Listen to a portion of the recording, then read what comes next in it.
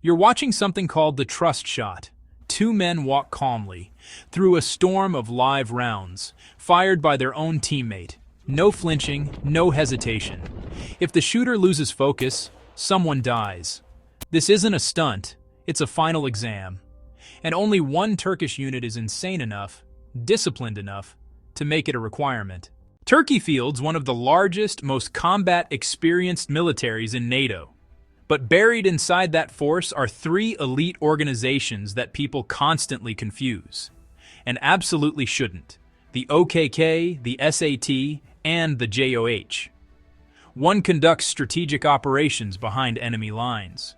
One dominates the seas, and one fights a war that never ends.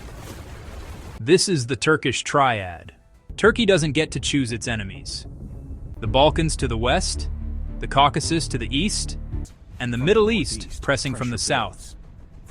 This geography forced specialization. Turkey didn't need one elite force. It needed three different answers to three different nightmares. The Özel Kuvvetler Komutanlığı, the Maroon Berets. They do not belong to the army. They do not belong to the navy. They answer directly to the general staff. That tells you everything you need to know. Their pipeline lasts over 3 years. Not because Turkey wants tough men, but because it wants men who can rebuild themselves after being mentally dismantled. Candidates are dropped into mountains with nothing, no food, no sleep, no timelines. The goal isn't survival. The goal is to see who breaks and who adapts. And then comes the trust shot. Because in the OKK, your team isn't just family. It's biology. If you cannot trust the man behind you with your life, you don't belong there. The Maroon Berets operate where maps stop working. They speak the language, blend with locals, build resistance networks. When a high-value target disappears in Syria or northern Iraq, odds are it wasn't luck. If the OKK owns the land, the SAT owns the water. These are Turkey's naval commandos, forged in cold, darkness, and isolation. In 1996, Turkey and Greece stood on the edge of war, a tiny rock in the Aegean Sea. While politicians debated, SAT commandos infiltrated the island at night, undetected, and raised the Turkish flag. No shots fired. The war ended before it started. SAT training is about suffering with precision, cold water, explosives, complex tasks while hypothermic.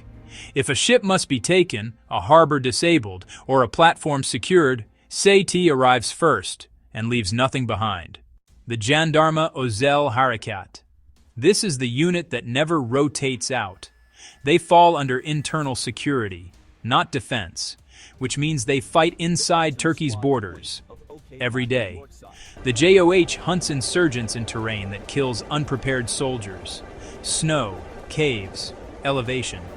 They operate in temperatures that freeze weapons and lungs.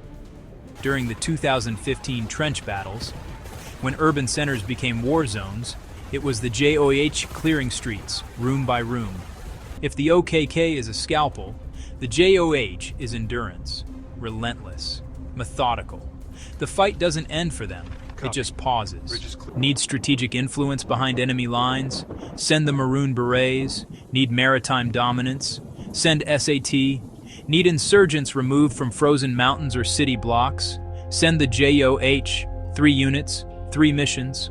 One country that understands modern warfare never comes in a single form.